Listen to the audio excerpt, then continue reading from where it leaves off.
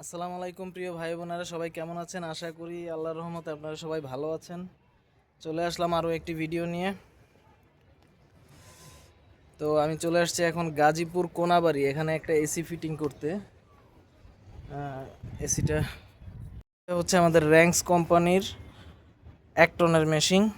তো আমরা ইনডোর মোটামুটি কমপ্লিট করে ফেলছি, এখন আউটডোরের কানেকশন টানতেছি। কিন্তু আমাদের যে কাস্টমার আছে উনি বলছে যে ফ্লোরে বসানোর জন্য 2টা ইট দিয়ে। তো এটা আমি পছন্দ করি না, তারপরে কাস্টমারের ডিমান্ড, উনি অ্যাঙ্গেল কিনবে না। বলছিলাম যে ফ্লোরে বসানোর জন্য, কিন্তু ফ্লোরে এখানে নাকি পানি জমে, সেক্ষেত্রে ম্যাশিংয়ের ক্ষতি হইতে পারে, যার কারণে উনি আপাতত এখানে ইট দিবে, পরে নাকি ঢালাই করে দিবে। যাই হোক, তো পাইপ শর্ট পড়ছে, পাইপ হচ্ছে না, যখন এখানে একটা ফুটা করব, পাইপটা ইজিলি আসে।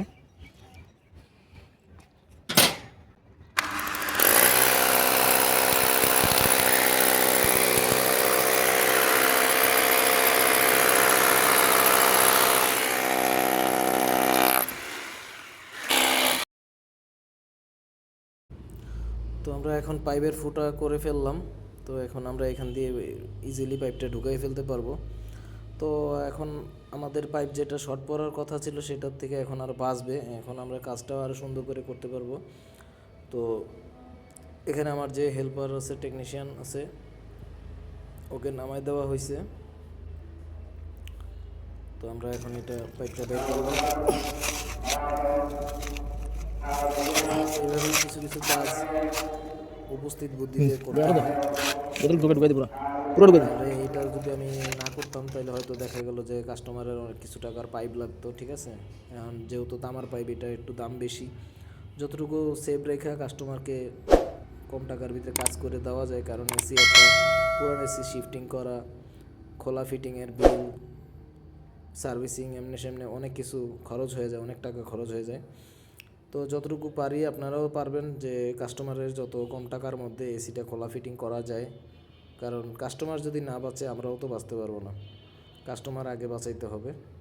তো আমরা এখন এই আউটডোর মেশিংয়ের যে এই থ্রেড টেপ আছে, যে জয়েন্ট নাটগুলো আছে, এগুলোর মধ্যে আমি থ্রেড টেপ পেঁচাই নিতেছি। তো এটা আমি সব এসিতেই করি, এটা আমার কাছে ভালো লাগে, আমার কাছে মনে হয় যে এটা একটা সেফটি। আর এটা থাকলে কিছুটা যদি নাট কম প্রেশারও দেই, সেক্ষেত্রে নাট ফাটার চান্স কম থাকে এবং লিকেজের ভয়টা থাকে না, যার কারণে আমি প্রত্যেকটা এসিতেই এগুলো করে থাকি। তো এটারতে আমি যতগুলো এসিতে কাজ করছি এভাবে একটা এসিতেও এরকম লিকেজ হয় নাই।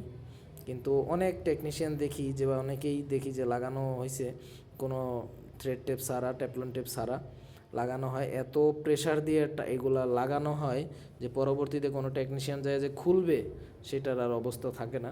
আর এই থ্রেড টেপ যদি ব্যবহার করা হয় পরবর্তীতে এটা আনইনস্টল বা খোলাও ইজি হয়। তো যে যেরকম কাজ করে, যার যেরকম ইচ্ছা, এটা হচ্ছে যার যার টেকনিক। তা আমি এইভাবে কাজ করি, যার কারণে আমি এটা বললাম, বা আমি এটাতে করে আমি স্বাচ্ছন্দ্য হই। তো আপনারা দেখতে থাকুন আমি কিভাবে কাজগুলো করতেছি।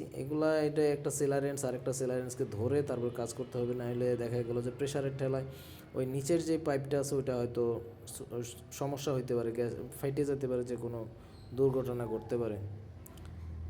এরপরে আমরা আমার 1/4-এর যে পাইপটা আছে ওইটা লাগিয়ে দেব। তো আপনারা যদি আমার ভিডিওটা ভালো লাগে অবশ্যই লাইক, কমেন্ট, শেয়ার করবেন। এবং কেউ যদি ঢাকার ভিতরে, আমি ঢাকার মধ্যে সার্ভিস দিই, ঢাকার বাইরে যেমন সাভার, নারায়ণগঞ্জ, গাজীপুর, এই সমস্ত জায়গায় সার্ভিস দিই। তো আপনারা যদি আমার কাজটা ভালো লাগে থাকে অবশ্যই আপনাকে ফোন তো দিবেন, মেসেজ ইনবক্স করবেন। তো এভাবে হয়তো আপনারা আমার সাথে যোগাযোগ করতে পারেন। তো কাজ যদি ভালো লাগে অবশ্যই আমাকে জানাবেন। আমরা বিভিন্ন জায়গায় সার্ভিস দিই, এসির সার্ভিস, খোলা fitting, AC repair, compressor change, বিভিন্ন কাজই আমরা করি।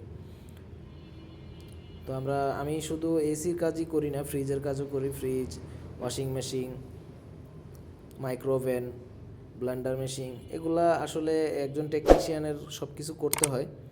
তো সব কিছু করতে পারলে আসলে ভালো, একের ভিতরে সব কিছু। আমাদের কাজটা শেষ, এসি লাগানো, ওয়্যারিংটাও আমরা করছি। তো আলহামদুলিল্লাহ, ভালো থাকবেন সবাই, সুস্থ থাকবেন, আল্লাহ হাফেজ।